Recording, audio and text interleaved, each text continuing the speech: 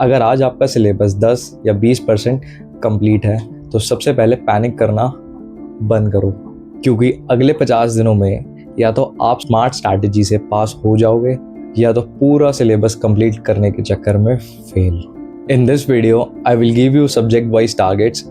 अब आपको क्या करना है एंड क्या छोड़ना है, क्योंकि इस टाइम छोड़ना भी ज़्यादा इंपॉर्टेंट है। आप सब कुछ नहीं कर सकते। टीचर्स रिकमेंडेशन, आप इन दिनों किन टीचर्स को फॉलो कर सकते हो, ये मेरी पर्सनल रिकमेंडेशन रहेगी जिन्हें मैंने खुद फॉलो करा था। Still some students with zero preparation will expect to score 300 marks, but to be honest I will not give you false hope that you can score it, you can do it, blah blah blah and all. No. In 40-50 days you can pass in CA Foundation, but to score 300 marks is extremely difficult and almost impossible. Watch this video till the end to know the strategy. देखो, 50 दिन में syllabus complete करना is extremely difficult work, और करने का try भी मत करना, क्योंकि ना सिलेबस कंप्लीट होगा, ना रिविजन हो पाएगी और ना पेपर निकाल पाओगे।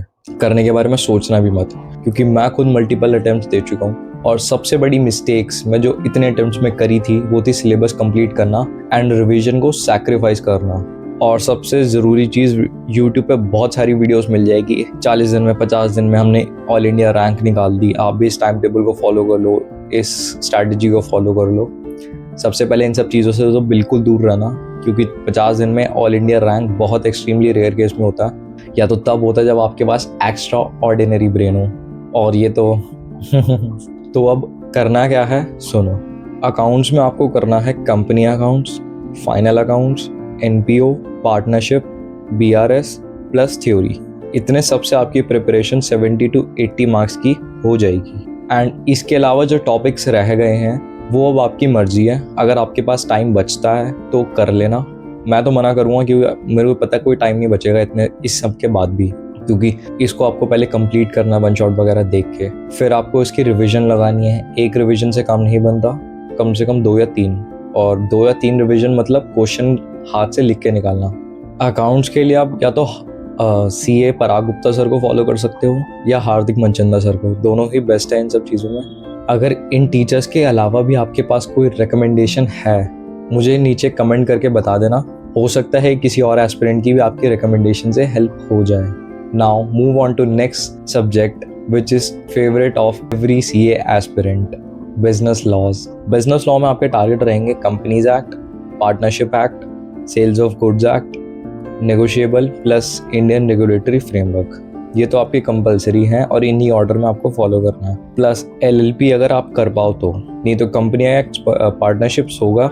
ये तो मिनिमम है, आपको पास करने के लिए इतना तो करना ही पड़ेगा, क्योंकि लॉ में बहुत फाइट रहती है एक मार्क्स की। कहीं आप 60 मार्क्स की प्रिपरेशन करके जाओ, आप सोचो उसमें से 40 आ जाए। जो 60 की प्रिपेयर करके जाता है 40 तक का उसको याद रहता है, फिर 20-30 ला के वो स्कोर कर पाता है।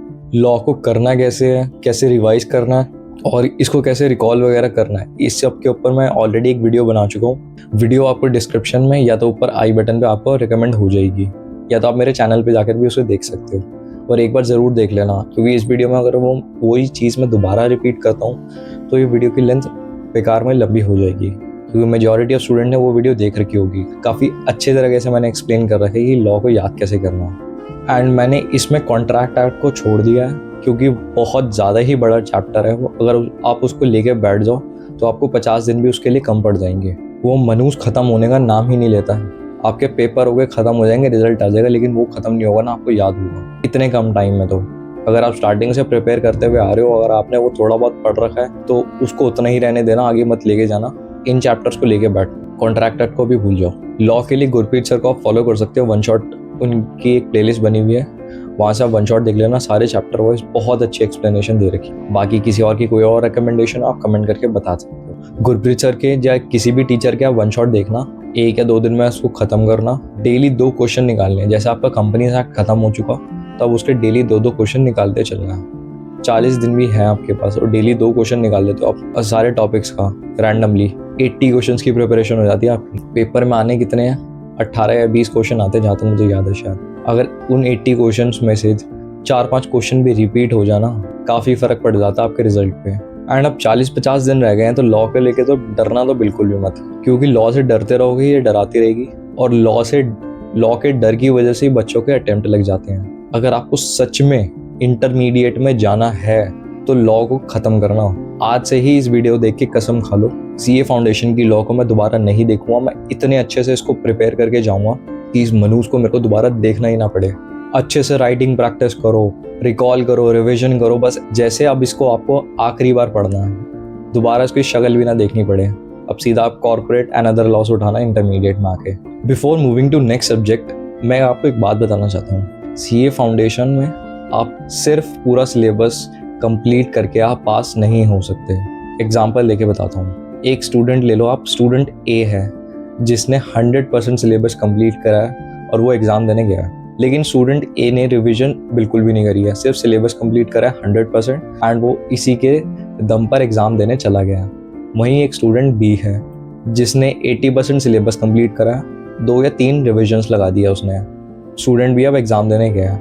आपको कमेंट करके बताना स्टूडेंट ए या स्टूडेंट बी में से पास कौन होगा। आप समझदार हो, सबको पता है कौन सा पास होना है, स्टूडेंट बी। क्योंकि हमारा ब्रेन किसी चीज़ को तभी याद करता है जब हम उसको रिपीट करते रहते हैं, क्योंकि हमारे ब्रेन को तब सिग्नल जाते हैं कि ये चीज़ इंपॉर्टेंट है और उसको पकड़ के रखनी है। जिस चीज़ को आप जितना ज़्यादा रिपीट करते रहोगे वही चीज़ आपके दिमाग में बैठती रहेगी और लाइफ लॉन्ग बैठती रहेगी। Now let's move on to quantitative aptitude.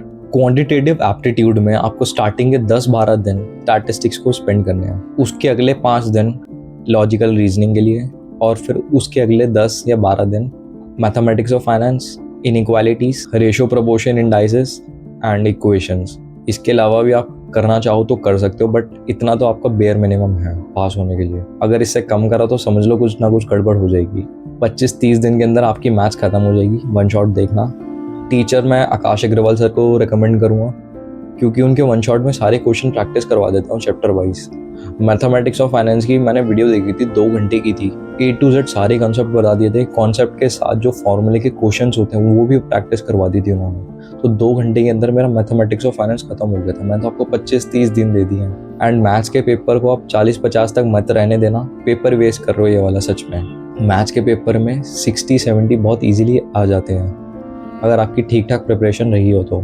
जब क्वेश्चन प्रैक्टिस करोगे, जब फॉर्मूले बहुत सारे इकट्ठे हो जाएंगे, तब तो आपको लगेगा कि यार मैथ्स भी मुश्किल है, लेकिन ट्रस्ट में मैथ्स मुश्किल नहीं है। 40-50 क्वेश्चन आपके पेपर में बहुत इजी आते हैं, मतलब मॉडरेट से होता है। जिनकी ठीक ठाक प्रैक्टिस होना वो भी कर लेता है। मैथ्स से बिल्कुल मत डरना। तो 25-30 दिन के अंदर मैंने आपको टारगेट दे दिया। पहले सिलेबस कंप्लीट करना, सिलेबस के साथ ही आपकी क्वेश्चन प्रैक्टिस हो जाएगी। ये नहीं पहले आप सिलेबस कंप्लीट करो फिर क्वेश्चन लेके बैठो, सब कुछ हाथ के हाथ करते हुए चलना। वो आकाश अग्रवाल सर अपने क्वेश्चंस प्रैक्टिस करवाते हैं, वैसे ही आप करते रहना। और जो बाकी के दिन रह जाएंगे उसमें दबा के क्वेश्चन प्रैक्टिस करना। जैसे 5 आपने LR के ले लिए, 5 क्वेश्चन आपने स्टैट्स के ले लिए, 5 आपने बाकी किसी टॉपिक्स के ले लिए। ऐसे डेली प्रैक्टिस करते रहोगे तो बहुत आगे निकल जाओगे। ट्रस्ट में, जो बच्चा मैथ से डर रहा है वो तो खाली बैठा है, लेकिन आप डर के साथ प्रैक्टिस भी करते चल रहे हो, उससे कहीं गुना ज़्यादा स्कोर कर पाओगे। पास होने के चांसेस भी आपके यहीं से बढ़ने लग जाएंगे। अगर इस वीडियो से आपका थोड़ा सा भी पैनिक ख़त्म हुआ हो ना, तो इस वीडियो को लाइक कर देना। एंड अगर आप सितंबर या जनवरी अटेम्प्ट दे रहे हो सीए फाउंडेशन का, सीए जर्नी में जुड़ने के लिए मेरे चैनल को सब्सक्राइब कर देना। वीडियो जैसी भी लग रही हो आपको कमेंट करके बताना। आपकी कोई रिकमेंडेशन, कोई स्ट्रैटेजी हो तो मुझे कमेंट करके बता सकते हो। और कोई डाउट्स पूछना हो, डिस्क्रिप्शन बॉक्स में आपको मेरे इंस्टाग्राम का लिंक मिल जाएगा, वहाँ से जाके आप मुझे फॉलो कर लेना, मुझे DM कर देना। जैसे ही मुझे टाइम मिलेगा मैं आपको रिप्लाई कर दूंगा। अब बात करते हैं बिजनेस इकोनॉमिक्स की। इसमें सबसे पहले आपको करना है national income, demand and supply, international trade, price determination of different markets, nature and scope, business cycle, public finance और मनी मार्केट में से कोई एक। हो सके तो इसी ऑर्डर में फॉलो करना, क्योंकि मैंने इसको अरेंज ही ऐसे करा है, पहले माइक्रो है फिर मैक्रो, माइक्रो मैक्रो ऐसे, तो बैलेंस में आपकी प्रिपरेशन रहेगी। एंड ये सब आपको वन शॉट देख के 30 दिन के अंदर ख़त्म करना। वन शॉट देख के 30 दिन के अंदर ख़त्म करना। इससे ज़्यादा टाइम आप इसमें मत लगाना, क्योंकि इकोनॉमिक्स के पेपर में अगर आप 80 का स्कोर करना चाहते हो, 80 स्कोर करना चाहते हो, तो 80 आपका मल्टीपल रिवीजन से आता है, ना कि बार बार वीडियो देखने से। ज़्यादा से ज़्यादा 2 बार चलेगी वीडियो देखना, लेकिन जितनी आप बार बार क्वेश्चंस प्रैक्टिस करते रहोगे 80 स्कोर करने के चांसेस बढ़ जाएंगे। इसके लिए मैं टीचर रिकमेंड करूँगा, CA हार्दिक मंजंदा सर। उनकी एक प्लेलिस्ट भी है वन शॉट करके, वहाँ से देख लेना, आपकी सारी तैयारी हो जाएगी, माइक्रो की भी मैक्रो की भी। सब्जेक्ट कोई भी हो आपका, अकाउंट्स, मैथ्स, लॉ, इकोनॉमिक्स, चारों सब्जेक्ट में से किसी भी सब्जेक्ट में वीडियोस देखने में ज़्यादा टाइम मत लगाना। ऐसा नहीं मैं कह रहा हूँ मैं 2 घंटे की वीडियो आप 1 घंटे में ख़त्म कर दो, ऐसा 2 घंटे की वीडियो आप 2 घंटे में ही ख़त्म करना, लेकिन दोबारा उसमें 2 घंटे ना लगाने पड़े। अगर दोबारा भी आपको देखनी पड़ रही हो, 30 मिनट में आपका काम हो जाना चाहिए, क्योंकि अगर आप ज़्यादा टाइम वीडियोज़ में लगा दोगे तो आपकी प्रैक्टिस हो नहीं पाएगी। इतना ध्यान रखना, पेपर में आप जितना स्कोर करोगे वो आप अपनी प्रैक्टिस के दम पे करोगे, ना कि आप वीडियो देख लें। वीडियो जैसी भी लगी हो मुझे कमेंट करके बता देना, एंड चैनल को सब्सक्राइब कर देना, वीडियो को लाइक कर देना, और इंस्टाग्राम पे भी मुझे फॉलो कर लेना। Thank you so much for watching. Hare Krishna.